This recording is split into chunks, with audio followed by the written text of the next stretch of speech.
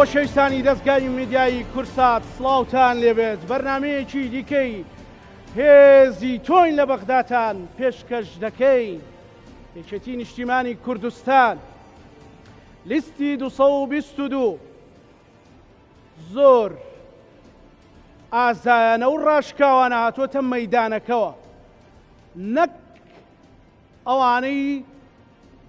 ئەزمونیان هەبوو و ئەی خاتە بەردەمی ئێوە، بەڵکوانەی لەناو خودی ئەنجومەنی نوێنەرانی عێراقیشدا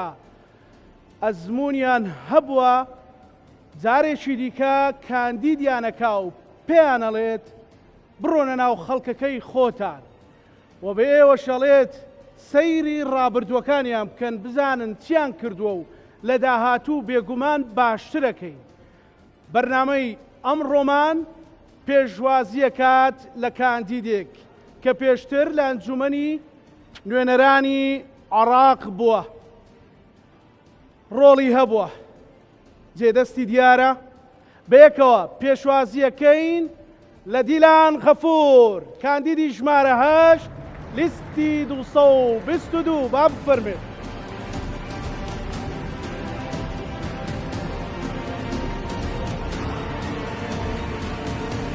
بەخێر بێی دیلان. زۆر سپاس. سپاس کاکانە بەژێر زۆر سپاس. خۆش بیت. سڵاوێک هەبێت بۆ بینەران و بۆ سڵاو هەواڵان، هیوادارم ئێوە باش بن، زۆر بەخێر بن کە لێرە ئامادە بوون. من سپاستانەکەم، مەمنونم. هەر بژی هەمووتان دیلان خانە ناسنوانێ بینیوتانە، با و ڤیدیۆیە ببینین گفتوگۆ لەگەڵی دەست پێکی. پۆلێک ئەفسەری کورد دەست بەکار دەبن بۆ خزمەتی کەرکووک.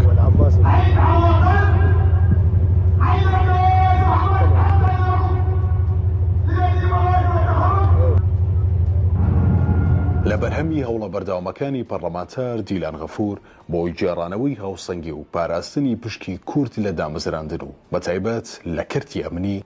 پۆلێک ئەفسەری پۆلیس دەست بەکار دەبن بۆ خزمەتی کەرکووک و دانیشتوانەکەی. لە ساڵی 2024 و بە دیاریکراوی لە کاتی وەرگرتنی ئەو ئەفسەرانەی کە ناویان تۆمار کردبوو بۆ پەیمانگای باڵای پەرەپێدانی ئاسایش و ئیداری، دیلان غەفور پەرلەمانتاری یەکێتی لە ئەنجومەنی نوێنەرانی عێراق بە دۆداچوونی وردی کرد بۆ دڵنیابوونەوە لە هاوسەنگی نێوان پێگاتەکان لە وەرگرتنیان لەو پەیمانگایەدا. دەستبەچێ نووسراوێکی بە پەلەی ئاڕاستی سەرۆکوەزیرانی عێراق و وەزیری ناوخۆ کرد کە تیایدا جەختی لەسەر پاراستنی هاوسەنگی لە نێوان پێکاتەکاندا کرد بۆ دامەزراندنی ئەو ئەفسەرانە. دوابەدوای ئاڕاستەکردنی نووسراوەکان، سەرۆکوەزیرانی عێراق موحەممەد شیاع سوودانی لە وەڵامی داواکاری پەرلەمانتارەکەدا نووسراوێکی ئاڕاستی وەزارەتی ناوخۆ کرد و تیایدا فەرمانی کرد بە پاراستنی هاوسەنگی لە دامەزراندن و هیچ پێکاتەیەک پەراوێز نەخرێت. هەر لەسەر ئەو بنەمایە ڕەچاوی هاوسەنگی کرا لە خولی سیهەمینی پەیمانگای باڵای پەرەپێدانی ئاسایش و ئیداری. بەمەش هەوڵەکان بە ئەنجام گەیشتن و پاش سەردانیکردنی بۆ لای وەزیری ناوخۆ و دواتر بۆ لای فەریق عامر سەدام ڕاگری پەیمانگای باڵای پەرەپێدانی ئاسایش و ئیداری بە چاودێری ڕاستەوخۆی دیلان غەفور تیر و پشک ئەنجام درا بۆ دروستکردنی هاوسەنگی و تاوەکو ڕاکێشانی کۆتانە و بە دیار پرۆسەی وەرگرتنەوەکەوە بوو. سەرنجام ناوی وەرگیران ڕاگەیەندرا و پۆلێک ئەفسەری دڵسۆز و لێهاتوو لە پۆلیسی کەرکووک دەست بەکار دەبن. دیلان غەفور لە لێدوانێکدا لەسەر ئەم بابەتە دەڵێت بۆ هەمیشە هەوڵەکانمان بەردەوام دەبێت لە پێناو پاراستنی هاوسەنگی و پشتی کورد لە سەرجەم سێکتەرەکانی پارێزگای کەرکووک و دڵنیایی دەدەین بە خەڵکی شارەکە وەک هەمیشە سوور دەبین لە پاراستنی مافەکانمان و پێشێلکاری لە هیچ لایەک قبوڵ ناکەین. سپاس. فەرموو خاتوو دیلان. کەرکووک بۆ ئێمە گرینگە، بۆ هەموو کوردێک گرینگە، بەڵام پێشەوەی مچمە ناو پرسیارەکان وێڕایەوەی کە جەنابەت ناسراوی ئەمەوێ بایۆگرافیایەک یان کورتێک لە ژیانی خۆت بۆ بینەرەکان و بۆ بەڕێزانە باس بکەی. من دیلان غەفورم، دانیشتووی شاری کەرکووکم، 2 خولی پێشوو ئەندامی ئەنجومەنی نوێنەرانی عێراق بووم. ماستەرم هەیە لە ئامار لە زاویەکۆی ساوثهامپتن لە بریتانیا بەدەستمێنەوە و ماوەی 8 ساڵە کاری پەرلەمانی ئەەکەم. ئەم جارە لەسەر لیستی یەکێتی نیشتیمانی کوردستان 222 بە ژمارە 8 من کاندیدم. دەسۆش دیلان خان لە کەرکووکە خەڵکێکی زۆر هەژار هەیە لە ژێر هێڵی هەژاریش چیت کردووە تا ئێستا بێتەوە بەردەم خەڵکەکە بۆ نمونە لە مەسەلەی پرسی هەژاری؟ طبعاً ئەمێ سەرەتای کارکردنی پەرلەمانیم بە مولەخەسێک دەست پێ بکەم کە سەرەتا دەستم بە کاری پەرلەمانی کرد. زۆرێک لەو خێزانانە ئەهاتنە لای من کە باری ئابووریان لە ئاستی پێویستان نەبوو و بۆ ئەم بابەتە من سەرجەم ئەو ملاحەزات و تێبینیانەی خەڵکم وەرەگرت کە چۆن دواتر لە بەغدا بتوانم ئیشی لەسەر بکەم. یعنی مەبەستم لە کاتی کەمپێنی هەڵبژاردننی یەکەم جاری خۆلی پەرلەمانم بوو و زۆرێک لەو خێزانانە دەهاتنە لام کە من هەموو کاتێواڵم یاخوا قەت مناڵی خاوەن پێداویستی تایبەت بە کەس نەدا، بەڵام ئەگەردای پێویستە ئێمە هاوکار بین لەوەی هاوکاری بۆ دابین بکەین بە یاساکان ئەو یاسانەی کە لە عێراقا هەن شمولیان کەین بۆ بڕەپارەیە. بۆیە دائیمەن لەگەڵ ئەم چین و توێژەیە بووم، لەگەڵ چین و توێژی هەژارە بوونەکەت چۆنی بوون لەگەڵ یان بووم بۆی دائیمەن بیرم لەوا کردو چۆن ئەم کێشەیان بۆ چارەسەرکەم. ڕۆژێک داوای موعیدم کرد لە جەنابی وەزیری کار و کاروباری کۆمەڵایەتی لە بەغداوە، داوام لێ کرد ڕەنگە لە هەندێ مناتق و گوندنشینە هەندێک کەس هەبن نەتوانن لە کاتی پڕکردنەوەی ئەو ئیسیمارەیە بگەنە شوێنی مەبەستیان ئینتەرنێتیان نەبێ یان خۆیان توانای ئەوەیان نەبێ پڕیکەنەوە. بۆیە داوام لە جەنابی وەزیر کرد کە هاوکارم بێ لەو کەسانەی کە فعلەن ئێمە ئەزانین خاوەنی پێداویستی تایبەتن یان لە ژێر هێڵی هەژاریەوەن بە قائیمەم ئێمە بۆیان بەرین و دواتر کەشفیان بۆ دەرکەین. یەکەم پەرلەمانچار بووم لە عێراق کە جەنابی وەزیر موافقەی لەسەر داواکەم کرد و لەسەر ئەو ئەساسە هاتمەوە پارێزگای کەرکووک و هەر خێزانێک کە کەم دەرامەت بووایە یان ئاستی ئابووری لە خوار هێڵی هەژاریەوە بوو لە لای خۆم تەزجیلم ئەکرد بۆ و دواتر ئەم برد بۆ لای وەزیر و کەشفیان بۆ دەرەکرا. ئێستا بە خۆشحاڵیەوە بە هەزاران خێزان لە پارێزگای کەرکووک سوودمەندن لە تۆڕی لە ڕێگەی تۆ لە ڕێگەی منەوە تۆڕی چاودێری کۆمەڵایەتی کە بەڕاستی ئەمە ڕاستە ئەو بڕەپارەی کە بەدەستی ئەهێنن کەمە، بەڵام توانی ومانە بە هەزاران خێزان ئێستا لە کەرکووک مستەفید بێ و من بەڕاستی شتێک بۆ خەڵکی هەژار بکرێت جێگەی دەستخۆشیە بەڕاستی لێرە بێت. بەڕاستی من احتیمامێکی تایبەتم هەیە بۆ کەسانێک کە خاوەن پێداویستی تایبەتن و ئەمانە لە پێش هەموو قائیمەیەکەوە من ئەم بردن بۆ لای جەنابی وەزیر و بە هەمان شێوە بە سەدان بە هەزاران خێزان لە کەرکووک مستەفیدن. پێم وایە ڕەنگە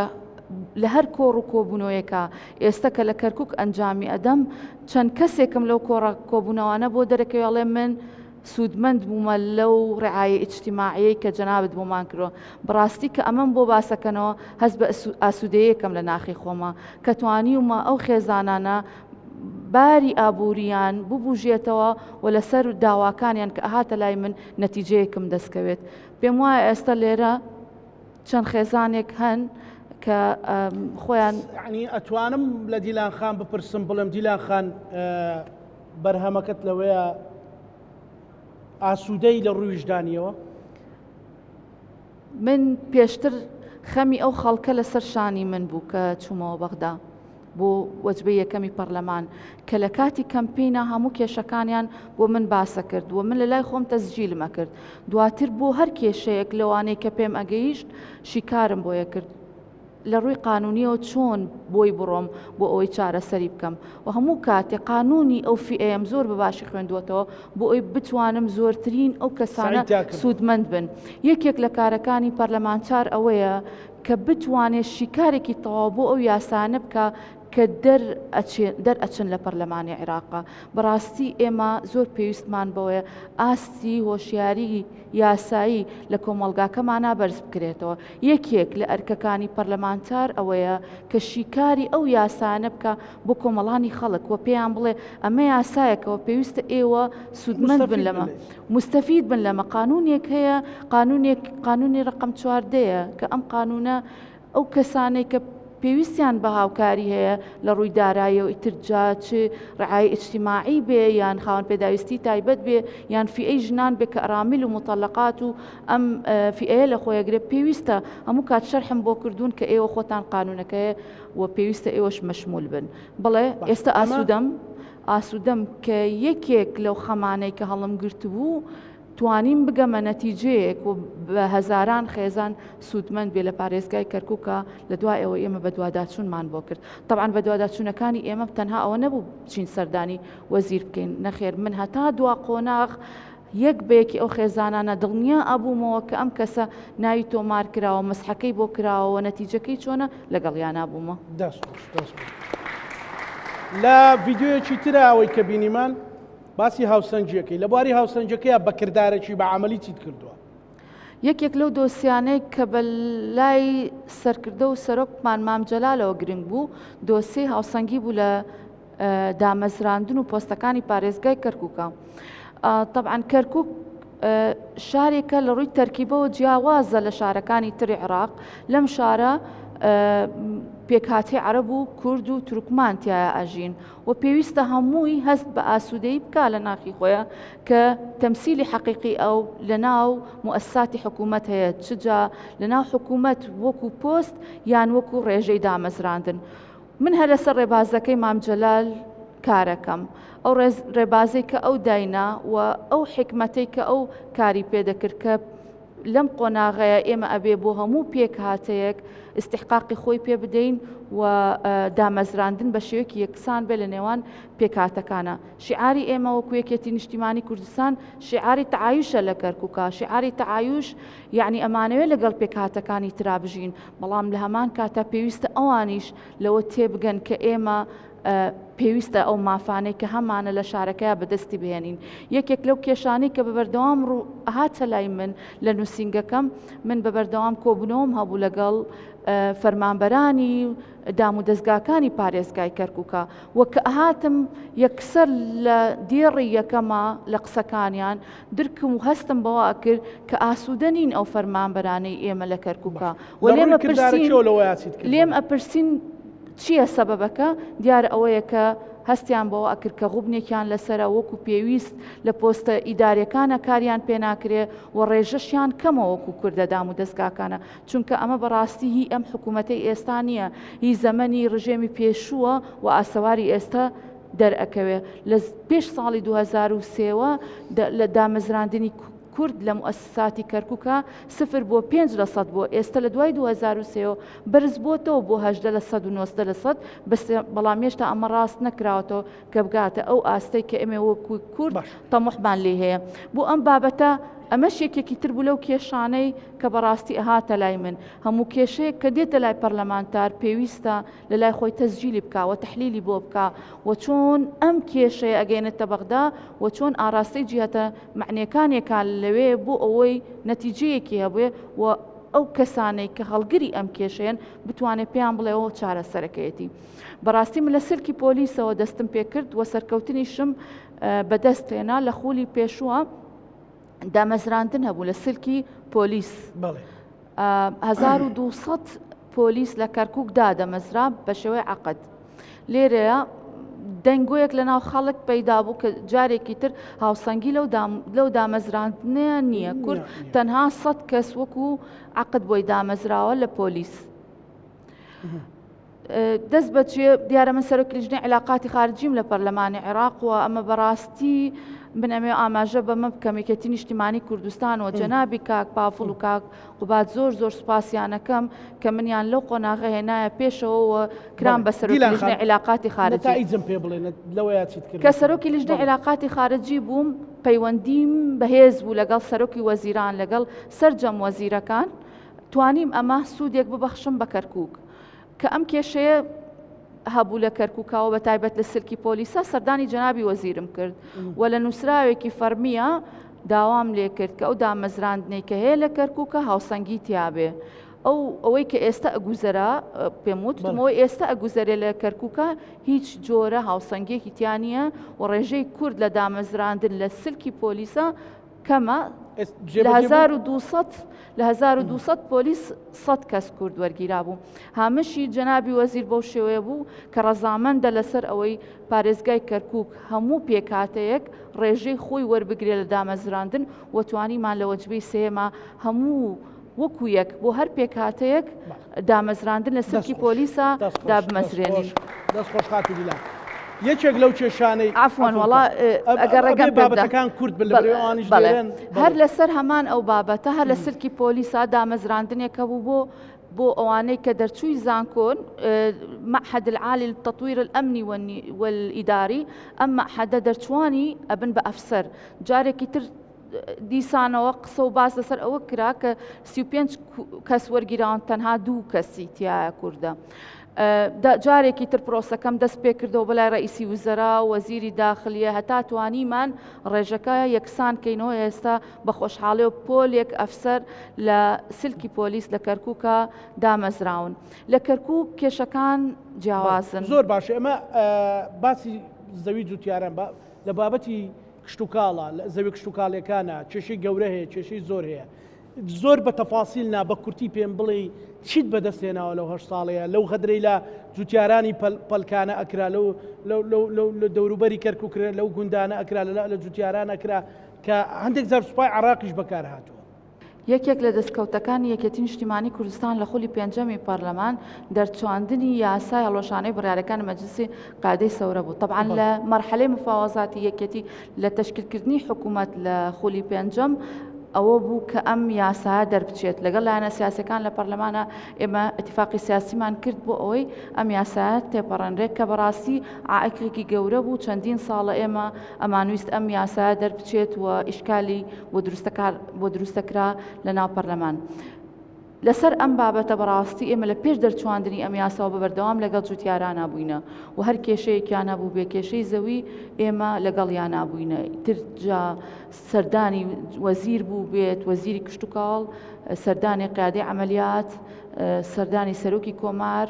لە ناو پەرلەمانە هەموو ئەم جوتیارانە بەردەوام هاتوون تەنانەت بۆ ملاحەزاتی ئەخیریش ئێمە لە پەیوەندیە بووینە لەگەڵ جوتیارانی سنوورەکەیە بۆی بزانین هیچ فەقەرێک تێنەپەڕێ بەبێ ئاگاداری ئەوان. پەیوەندی تێ لەگەڵ ئەو جوتیارانی کە نوێنەرایەتی ئەکەن مەسەلەن بەردەوام من مستەهدەفن بۆ ئێستاش بەڕاستی زۆر سوپاسی پشتیوانی جوتیارانی پارێزگای کەرکووکەکەم کە لەم قۆناغای ئێستا من جارێکی تر خۆم کاندید کردوتەوە ئەو بەگەرمەوە بە گروتینەوە هاتوون بەرە و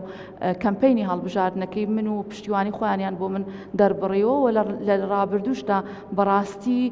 بەبەردەوام داوای ئەوەیان کردو لە یەکێتی نیشتیمانی کوردستان لە قیادەی یەکێتی نیشتیمانی کوردستان کە من یەکێک بم لە نوێنەرانی پارێزگای کەرکووک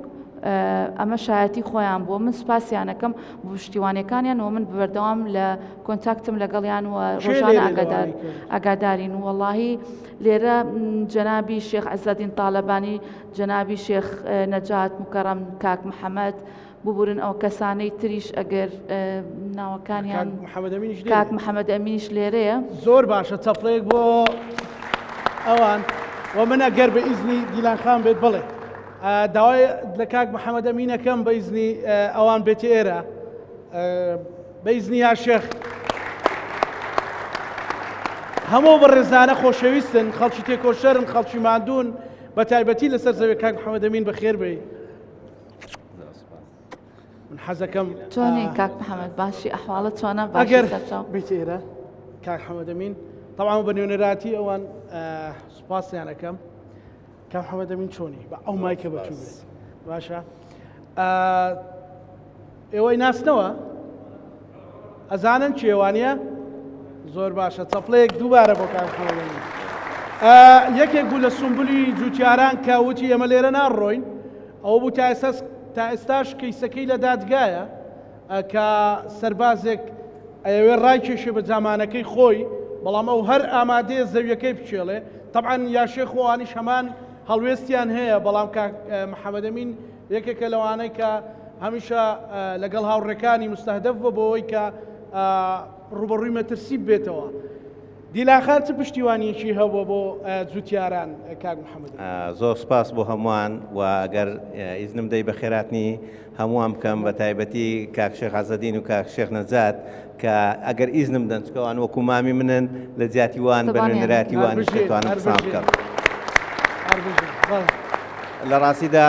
مامۆستا دیلان یەک لەو کەسانەیە کە زۆر پشتیوانی جوتیاران و کەیسی جوتیارانی کردووە بەردەوام لەگەڵمان بووە و هەر کاتێک ئێمە ئیشمان پێ بووبێ زۆر بە ینی شێلگیرانە و ئازایانەش هاتۆتە مەیدانەکە و بەردەوامیش لە تەماس بووە بۆ ینی بۆ چارەسەرکردنی هەموو کێشەکانمان بە تایبەتی ئەو کێشانێکە چارەسەری یاسایانە لە هەروەکو خۆی فەرمووی لە دەرچوونی یاسای ژمارە 3 قانونی ئیلغای قراراتی مەجلیسی خایالسەورا لە جێبەجێکردنی هەوڵدان بۆ جێبەجێکردنی بڕیاری 29 ئەنجومەنی وەزیران هەوڵدان بۆ هەڵوەشانەوەی گرێبەستی کشتتوکاڵی عەرەبە هاوردەکان و لابردنی ئەو زوڵمەی کە بەڕاستی وەکو ئەسکەرتاریەت هێزە سەربازەکان لە بەرامبەر جوتیارانی کوردی دەکرد و ئەگەر ئیزنم دەن بەڕاستی کاکزانە من هەڵوێستێکی مامۆستا دیلان دەجێڕمەوە لە یەکێک لەو کۆبوونەوانەی کە لە قیادەی عملیاتی کەرکووک کردمان کە کۆمەڵێک پەرلەمانتاریش و ئێمەش وەکو نوێنەری جوتیاران لەوێ بووین بۆ چارەسەرکردنی ئەو کێشانەی کە لە نێوان ئێمە و عەرەبە هاوردەکان هەیە. لە لای قاید عملیات بووین بەڕاستی قاید عملیات بە شێوازێکی زۆر ناشیرن بەرامبەر هەمومان جولاوە بە تایبەتی پەرلەمانتارەکان یعنی حەدی ئەوەی کە یعنی ئێمە هەستمان بە شەرمەزاری کرد بەڵام احتراما لە بۆ پەرلەمانتارەکان ئێمە ینی هەڵوێستی خۆمان نەنوان گوتمان ئەوان وەکو نوێنەرانی ئێمەنا بابزانین چۆنە بێ یەک لەو کەسانەی کاش وەکو شێرەژنی ئاسا بەرامبەر قایدی عملیات هەستاوە گوتی من لەو کۆبنەوە دانانیشم ئەگەر تۆ بەو شێوازە هەڵوێست بنوێنی من ئەندامی پەرلەمانم حەسانەم هەیە هاتوومان نوێنەری ئەو خەڵکەمە دەبێت زۆر بە جوانی احترامی هەموو خەڵکەکەی بگری من هەر لێرە دانانیشم ئیتر هەستا ینی چۆ بەڕاستی تا لای دەرگاش چوو بەڵام قاید عملیات چوو داوای لێبوردنی لێکردو داینیشاندەوە ئینجا ینی کۆبنەوەکانمان دەست پێ کرد ئەوە یەک لە هەڵوێستەکانیە. هەڵوێستی دووەمیش کە بەڕاستی پێم خۆشە لێرە باسی بکەم ئەویشەوەیە کە ئێمە وەکو کەیسی جوتیاران بۆ هەڵوەشانەوەی بڕیارەکانی مەجلیسی خایالسەورە پێشەوەی لە پەرلەمان محاولە بکەین لە محکەمەی اتحادی هەوڵماندا مامۆستا دیلان یەک لەو کەسانە بوو کە لە 14 جەلسەی محکەمەی اتحادی کە بەخۆشی سپۆنسەری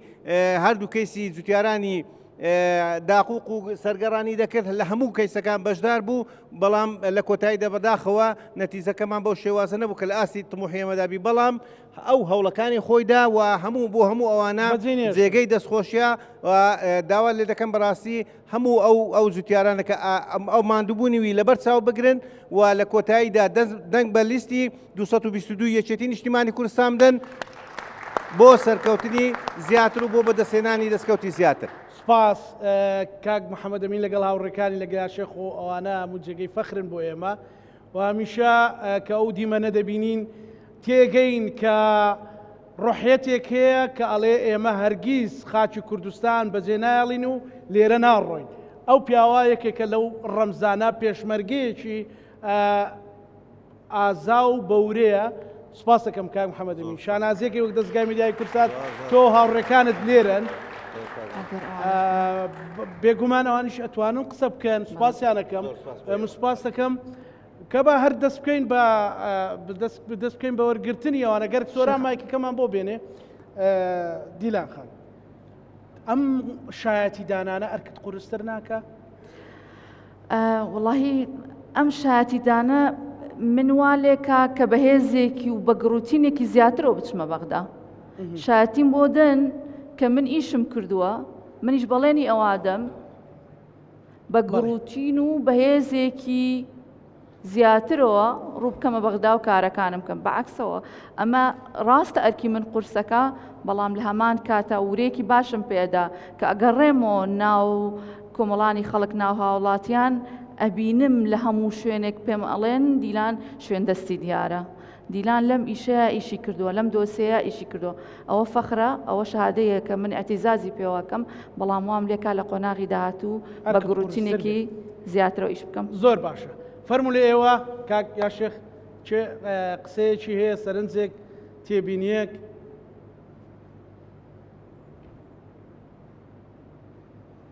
سڵاو لە جەنابتان سڵاو لە بەڕێزتان سپاس دەکەم تەلەڤیزیۆنە بەڕێزەکەتان سڵاو لە شێرەژنی کەرکووک مامۆستا دیلانی مامۆستا غەفوور کە وەکو شێرەژنێک لە ناو کەرکووک کاری کردووە وە سڵاو لە میوانە بەڕێزەکان هەموو لایەک ئەوەی پێویستە بڵێن لەبارەی مامۆستا دیلانەوە ئێمە لە کاک محەممەد ئاماژەیەکی پێکرد یعنی 15 جەرسەی دادگای فیدرالیمانە بوو کە فەریقێکی خۆبەخش بووین مامۆستا دیلانی مامۆستا غەفوور تەنها پەرلەمانتارێک بوو کە لە هەر 15 جەرسەکە لەگەڵمانە ئامادە بوو و باوکیشی مامۆستا غەفووریش هەر وەکو پشتیوانیەک بۆ جوتیاران بەبێ ئەوەی کەوا هیچ مەسلحەتێکی بێت هەموو جەرسەیەکی و دادبینێک لەو دادگایە لەگەڵمانە ئامادە بوو. ئێمە وەکو جوتیاران بە تایبەتی لە دوای 16 ئۆکتۆبەر تووشی کێشەیەکی زۆر بووینەوە لە کەرکووکە بەرامبەر عەرەبە شۆفێنەکان و پشتگیریکردنیان لەلایەن هێزە ئەمنیەکانی کەرکووکەوە کە جوتیارانی کوردی کەرکووک بەڕاستی نەوەکو ئەوەی کە بڵێ من خۆم لەوانم بەس ئێمە وەکو کوردێک ئەوەی ئەو قارەمانەتەی جوتیارانی کوردی کەرکووک نواندیان کە بە دەستی پەتی بە سنگی پەتی عەرەبی شۆفێنی کە لە دوای 16 ئۆکتۆبەر بەڕاستی هێزێک حستیانە کرد کە هێزێکی تەواویان هەیە هێزە سەربازەکانیش پشتگیریانیان نەکرد ئەو پەرلەمانتارانی کەوا ئامادە ئەبوون یان ئەو بەرپرسانی کە ئامادە ئەبوون یەکێک لەوانە دایمە مامۆستا دیلان بوو کە لە پێشەوەی هەموو بەرپرسێکی کورد لە کەرکووکە لەگەڵ جوتیارانە ئامادە ئەبوو کە ڕۆژی وا هات ئەگەیشت ئەوەی تەقاعکرا دەزانی کێ ئەکوژرێ کێ بریندار ئەبێ لەو کاتەیە لە ڕۆڵەکانی مامۆستا دیلان یعنی گە باسی بکەین بەڵام بۆ پشتگیری جوتیارانی کورد قەت قسووری نییە مامۆستا دیلان لە دەرچواندنی بڕیاری ژمارە سێی ئەنجومەنی نوێنەرانی عێراقا و هەروەها لە بڕیارەکانی ژمارە 29 ئەنجومەنی وەزیرانی عێراقا کە دەرچووە بۆ چەسپاندنی دائیمەن مامۆستا دیلان دەستی جوتیارانی گرتووە بۆ لای وەزیری کشتتوکاڵی عێراق بردومانەتی وەختۆی بەلای جەنابی سەرۆک کۆمار بۆ لای بەرپرسەکانی دائیمەن دەستمانی گرتووە لە من ئەوەی من بینیومە یعنی یەکێکە لە چەند پەرلەمانتارێک بە ژمارەی پەنجەکانی دەست کە ئیشی کردووە مامۆستا دیلان لە ماوەی لە کاری جوتیارانە لە شاری کەرکووکە بە تایبەتی بەڕاستی جێگای دەستخۆش ئێستا داواکاری بەڕێزت چییە بۆ جوتیارە بەڕێزەکان بۆ خەڵکی تر بۆ لیستی 222 لە ئێمە داوا لە جوتیارانی کوردی کەرکووکەکەین و دەوروبەری کەرکووک کەوا دەنگ بدەن بە لیستی 222 دەنگ بدەن بە لیستەکەی مام ڕۆحی مام شاد بکەن لە ناو گۆڕی چونکە ئێمە وەکو کورد هەموو قەرزارین قەرزاری ڕوحی مامین قەرزاری ڕوحی ئەو کەڵە پیاوەین کەوا کوردی گەیانە ئەم پلەپاییکەوە ئێمە هاینتیایە ئەگەر ڕۆڵی مام جەلال نەبوایە باوەڕتان بێ کورد ناگەیان پلەپایە مام جەلال هەروەکو ئێمە بە قسەی عەشایری خۆمان دایمەن ئەڵێن کون و قوشبنی دنیا نەما مام جەلال سەری پێیان نەکا دەرگا نەما مام جەلال نەیکوتێت تەنها بۆ ئەوەی کەوا دەنگی کورد بگەێنێت و مام جەلال لە کاتێکی شاکە لە شاقەوە پەڕێەوە بۆ ئیدارە چووە پۆستی سەر کۆماری وەرگرت ئەو پۆستەی جوان کرد مام جەلال ئەو کورسیەی جوان کرد کە هەموو کەسێک تەمەنایەوە کە بچێتە کورسی دابنشە لەسەر کورسیەکی بەرپرسیارەتی بۆ ئەوەی خۆی پێ جوانکە بەڵام مام جەلال ئەو کورسی و پۆستەی جوانە کرد کە لەسەری دائەنێت جا لەبەرەوە ئێمە وەکو وەفایەک بۆ مام جەلال داوا لە هەموو کوردی بە شەرەفی شاری کەرکووک و هەموو پارێزگاکانی تری کوردستانەکەم کەوا دەنگ بدەن بە لیستی 222 بۆ ئەوەی ئەو ڕێڕەوەی مام جەلال داینا بۆمان ئەو ڕێچکەیە لەسەری بڕۆین و بەردەوام بین لەسەری. زۆر سپاس هەر بژی دەست ماچەکەم زۆر سپاس فەخرەکەین مامۆستا فەرموون کە بە ڕێزێکی تر بەڵێ یا شێخ فەرموون.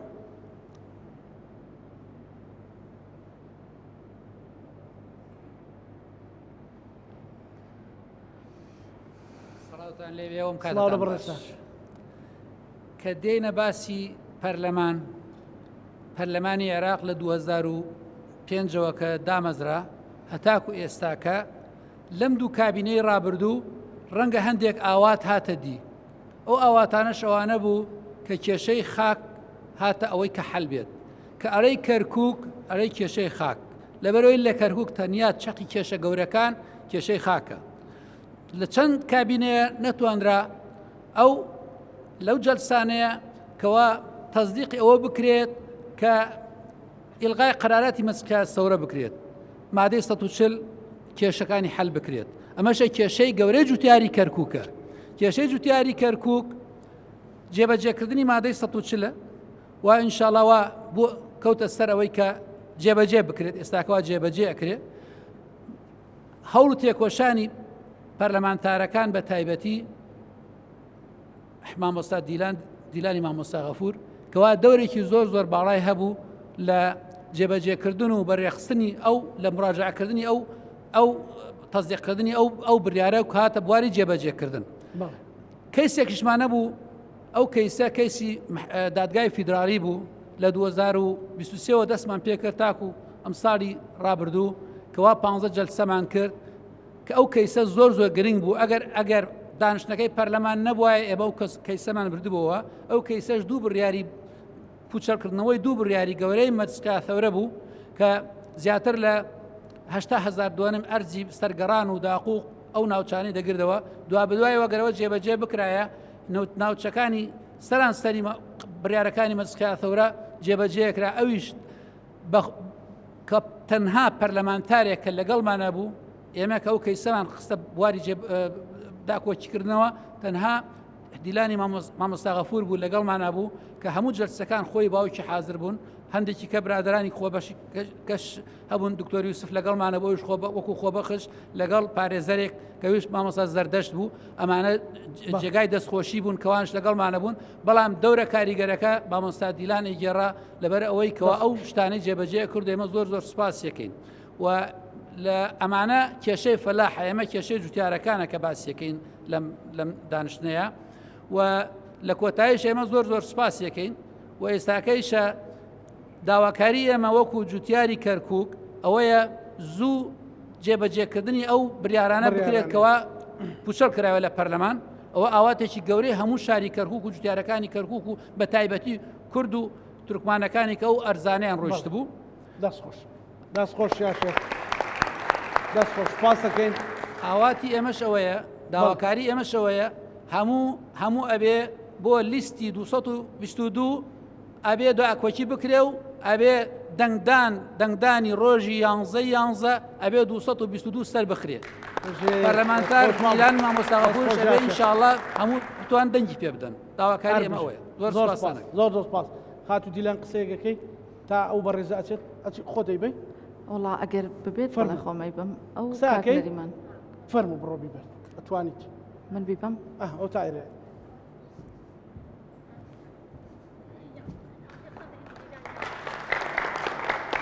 دەستت بۆ دەبم دەستت سەر چاپاتم هەر خۆش لەگەڵ یا بۆستە دیلان خان تا تەواو بێ بێ زەحمەت لێرەوە سەرکەوت بەڵە هەنگاوێکی تریش تەواو بێ زەحمەت بێتە ئێرەوە مایکەیەک تۆز بۆ بێنە خوارەوە زەحمەت مایکەکەت بۆ هێنم لە تەنیشتیا بۆستە دیلان خان بێتە ئەم فەرمو خاتونی بەڕستەوە لەلاتە من وەکو کە خانپێستی تایبەتی شاری کەرکووک بە بەڵگە قسە ئەەکەم بۆ دیلان خان بەخێوکەر و ڕعایی بۆمان دەرکرد سودمەند بووم لەو ڕعایە و لەو بەخێوکەرە یعنی بۆ یعنی پێویستیەکانمان ڕاست دەکەم بوو بەڵام هەرچۆنی بێ دابینمانە کرد ئێستاش داوام لە دیلان خان ئەوەیە یەکەم شت موچەکەمان تەنها بە قسە زیاد نەکا بەڵکو بە کردار دوم داواکاریم ئەوەیە زەویمان بدەنێ سێم داواکاریم ئەوەیە لە دیلان خان وەکو کەسە ئاسایەکان کەوا سرفەیان ئەدەنێ سرفەش بۆ خانپێستی تایبەت بدرێ بەڵام زیادە نەخرێتە سەری موچەیەکی کەم بێ یعنی بۆ نمونە ئەگە بێتە 500 مانگانە 50,000 مانێ بڕم بتوانین بیدەینە خانوویەک هاوبەشیەک لەگە کەسێک بۆ هەلی کار سێم من لە خولی بڕاین ئەخێنم نە ڕەحلەمان هەیە لە سەری دانیشین نە کۆمپیوتەرمان هەیە داواکاریم ئەوەیە لە دیلان خان سەلەی غیدائیمان هەیە مانگانە سەلەی غیدایەکەمان زۆر کەمە وەکو خانپێستی تایبەت ئێمە ناتوانین کارکەین داواکارێکم ئەوەیە زیادکە وەکو مریشک گۆشتی پێداویستەکانی ناوی بڵێ بەڵێ پێداویستەکانی سەلە غێزایی پێویستە ئاخرین سەرغدایی ئەمانە بێ گۆشتی تێبێ مریشک بێ پەنیر بێ هێرکە بێ لە برنج بێ لە بەرەوەی زۆر کەمە نەفر 1 کیلۆی ئەدەنێ لە شەکر و لە ئارد و 1 دەبەڕۆنەدەن ئەمانە زۆر کەمە بۆی ئێمە بە هیوان چارەسەر بێ دەست خۆش بۆ داواتەیشم بۆ شاری کەرکووکی کوردستان ئەوەیە هەمووی دەنگ بدا بە لیستی 222 بۆ ژمارە 8 بۆ دیلانخانەی تر زۆر سپاس.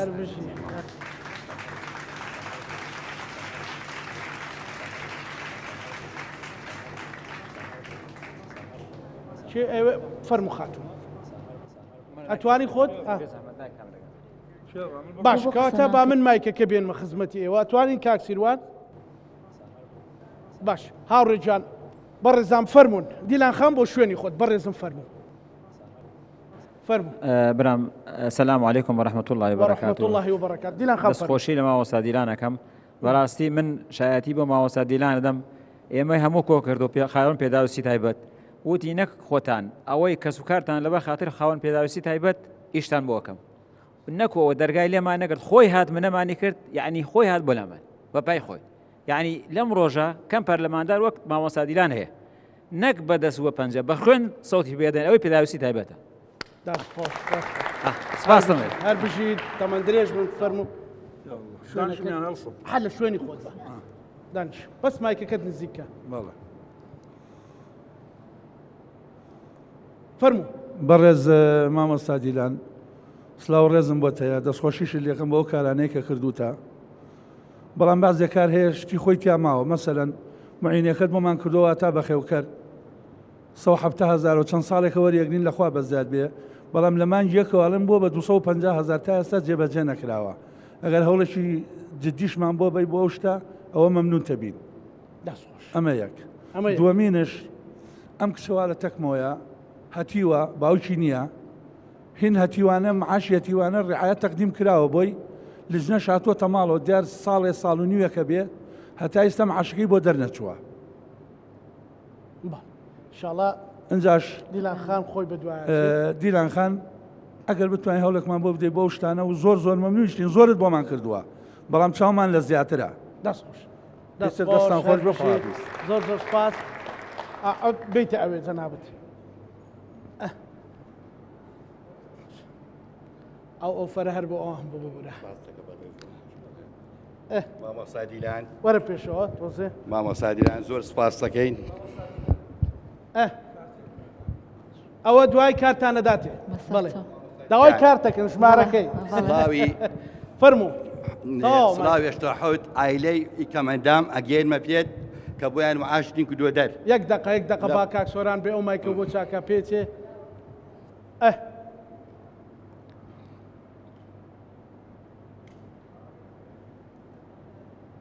یەک تۆزبی بە پێشەوە کاکە سۆرە وەڵامەکانت بیر نەچێت دیلانخانە و بەڕێز مامۆستا دیلان سڵاوی هێشتا حەوت ئایلەت پێگەێنم کە بۆیان معاشتین کردووە دەر ئیکەم ئەندامی و هەشتا حەوت ئەوانێ چوارێک کەڕەتیش پیان هاوکاری داوە لەیانی خۆراکەوە لەیانی مادەوە ئەمانێت یەکم پێ ئەدەمیە کە تۆ توانیتە هاوکاریان بکەیت باین دەرکەی معاش و منیش لێ پێتەریام زۆر سپاس دەکەین زۆر سپاسەکەی مامۆستا دیلان دەستخۆش ئەی داواکاری چێ بڕمەوە داواکاری چییە بۆ داهاتوو چی بکات داواکاری چێ بۆ داهاتوو چی بکات بێنێتەوە لە ئەندامی پەرلەمانی ئەو دەنگی هەر بمێنێت دەنگێ بدەنە ئەو ژمارە ناوچە 222 ژمارە 8 دەستخۆش زۆر سپاس دەستخۆش ئەرێوە قسە ناکەن ئەو میحوەرە گەنجەکان فەرموو بەسەر چاو دێمەلات زۆر سپاس بۆ ئەم دەرفەتە سپاس بۆ توی بەکەراتنی سەرجەم میوانە بەڕێزەکانەکەم سپاس بۆ کورسات بۆ ئەم دەرفەتە دووبارە بەکەراتنی مامۆستا دیلانەکەم و زۆر دڵخۆشم وە کوردێک لە هەرێمی کوردستان کە ئەبینم لە کەرکووکی دڵی کوردستان و قودسی کوردستان کەسێک هەیە زۆر بوێرانە وەک پارێزەرێک دیفاع لە سەرجەم چین و توێژەکانەکات بە بێجیاوازی دەستخۆشی لێ یەکەم هیواخوازم بەردەوام بێک لە کارەکانی و دڵنیام ئەرکەکانی چۆن لە ڕابردوو جێبەجێ کردووە لە داهاتوش بە هەمان شێوە جێبەجێیەکات. هیواخوازم و داواکاریم هەیە لە سەرجەم کۆمەڵانی خەڵکی کەرکووک دەنگ بدەن بە 222 لیستەکەی مام بەبێ جیاوازی هیچ پێکهاتەیەک ئیژەکات یەکێتی نیشتیمانی کوردستان و کاندیدی ژمارە 8 دیلانی مامۆستا غەفور دەستخۆشی لەکەین و هیوای سەرکەوتن و سەفرازی بۆ خوازی. دەستخۆش ئەو خاتونە بەڕێزە فەرموو. سپاس هاوڕێجان. يا الله باش فرموا. السلام عليكم ورحمة الله وبركاته. حابة أحكي اليوم أني عن لساني العربي اللي أمثل به. دەمەوێت بە زمانێکی عەرەبی قسە بکەم کە نوێنەرایەتی کەرکووک دەکات لە شێوەی عێراقێکی بچووکدا کە تیایدا تورکمان و عەرەب و کورد پێکەوە دەژین. دروشمی کەرکووکیەکان پێکەوە ژیانی ئاشتیانەیە. من نوێنەرایەتی ماڵی کەسێکی دیاریکراو دەکەم. چەندین ماڵ هەیە کە دیلان خان سەردانی کردووە بێ ئەوەی هەست بە جیاوازی بکەن. چەندین شوێن هەیە کە لە ئێمەوە نزیکن و دەتوانین سەردانیان بکەین و داوای مافەکانمان بکەین. لەوانە چاودێری کۆمەڵایەتی زۆربەی کات دوا دەکەوین. ڕێو شوێنەکان زۆریان دەخایاند. ڕۆژێک دیلان خان سەردانی کردین بە یەک گوشەی هەموو شت باش بوو. زۆر لێ بڕوانە کاری بۆ کردوین. هەر لە ڕوخساریەوە دیار بوو لە ماوەیەکی کەمدا پشتیوان بەخوا داواکاریەکانی جێبەجێ کردین. کی کاردی بەدەستێنا بۆ چاودێری کۆمەڵایەتی. بەم کارەش سوود گەشت بە خۆم و منداڵەکانم. لانیکەم شتێکم بەدەستێنا لە کەرکووک. ئێستا چیم بوێت بەدەستی دەهێنم. بفەرموو.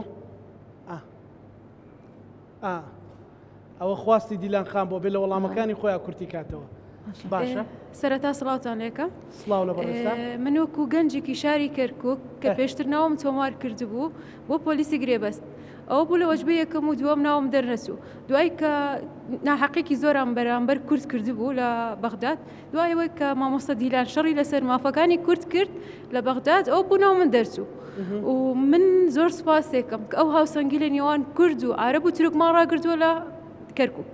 و سپاسی باوکی بەڕێز شتێکم و داواکارم لە هەر تاکێک دەنگ بدەن بە لیستی ژمارە 222 ژمارە 8. وەڵامێکی کورد فەرموو دیلان خان. فەرموو بەڕێزم. تۆ قساکەی باش بفەرموو زۆر بە کورتی. کاتم زۆر کەم ماوە زۆر بە کورتی بێ. سپاسی هەمووتانەکەین بە خێراتنی هەموو شعبی کەرکووکەکەین یاخوا بەخێر بێن. سەرکەوتوو مامۆستا دیلان ئەخوازین بەڕاستی شێری کەرکووکە هیچ پەلەبانتارێ نەچوو بۆ لای وەزیری خاوەن پێدابیستی تایبەتەکان. وەجبەی یەکەم 200 ناوی برد جێبەجێ کرد. هاتو وەجبەی ترکی برد یارمەتی مادی معنەویمانەکە. بەڕاستی یعنی ئارزوقا هەرچێکمان پێویستی قاپەکەی کراوەیە بۆمان. هەر کاتێ بڕۆین بۆ لای ڕێزمان لێگرێ و بینمارکە. داواکاریشمەوەیە. بەڵێ سواسی هەمووتان دەکەم. داواکاریشمەوەیە ئینشاڵڵا ئیشی کردو و زیاتریشی شەکا شێرەکەی کەرکووک بۆ خاوەن پێداویستە تایبەتەکان عەرزمان بۆ دابینکە. ئینشاڵڵا مەمنونین. لەسەر ئەوەی دەست خۆش ئەو وتی ئەو کچە باس ئەو کچەی کرد و باسی زیادکردنی ڕعایەکەی کرد بە پارەکەی کرد و باسی ئەوش سە لە غەزایەکەی کرد بە کورتی وەڵا ئەلێرە وەڵامم دەیت تۆ دوایی پەیامی ئەخیر دێوەرەگرم. باشە من وەڵامی بەشێک لەو پرسیارانە ئەدەمەوە بەنسبەت و بەڕێزەی کە کەشفی بۆ کراوە و چاوەڕوانی ئەوەیە کە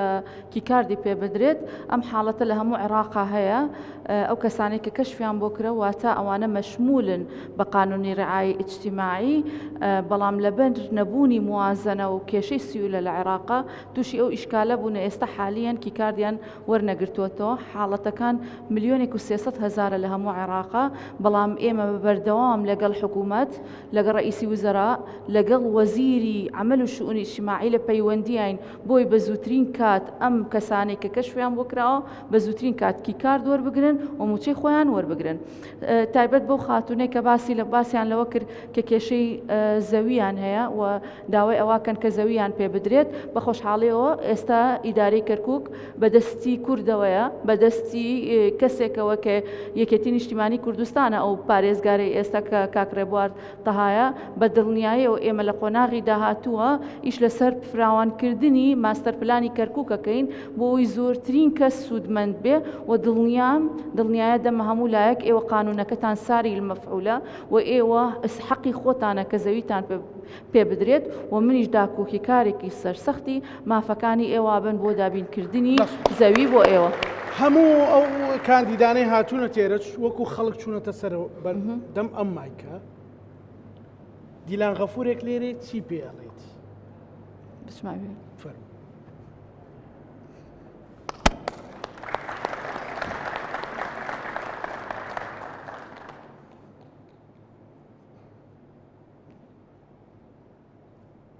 ئێستا تۆ لەوێ دیلان غەفور نیت، لێرێ دیلان غەفور چی پێ ئەڵێ؟ 8 ساڵ ئەندامی انجومەی نوێنەرانی عێراق بووە، ئێستا کاندیدا خەڵکێکی زۆر لێرە شایەتی بۆ داوە لەسەر 3 بۆ 4 مەلەف زۆر چڕ و پڕی شت کردووە. فەرموو ئێستا بۆ داهاتوو چی پێ ئەڵێ؟ بۆ دیلان غەفوری ئەڵێ مەمە کار و کردارەکانت لە ماوەی ڕابردووە دیار بووە، ئەزمموی پەرلەمانی گرنگە لە پەرلەمانە هەبێ و ئێمە داوات لێکەین کە ئەو فەقەرانەی پەیوەستن بە خاوەن پێداویستی تایبەتەوە سەرجەم ئەو فەقەرە قانونیانەی کە لە قانونەکە جێکراوەتەوە تەنفیز بکرێن و ئێوە ببنە چاودێر بەسەر ئەو یاسایەوە و بۆ سەرجەم خاوەن پێداویستی تایبەت ئەمە تەنفیز بکرێت و جێبەجێ بکرێت و سەبارەت بە کێشەی زەوی وزارەکان پێ ئەڵێین کە یاسای هەڵوەشانەی بڕیارەکانی مەجلیسی قیادەی سەورە دەرچووە چاودێرێکی باش بن بەسەر حکوومەتەوە بۆ ئەو تعلیماتانەی کە دەرئەچێت چونکە ئەمە بە خەڵکی خاوەن ئەزموو نەکرێت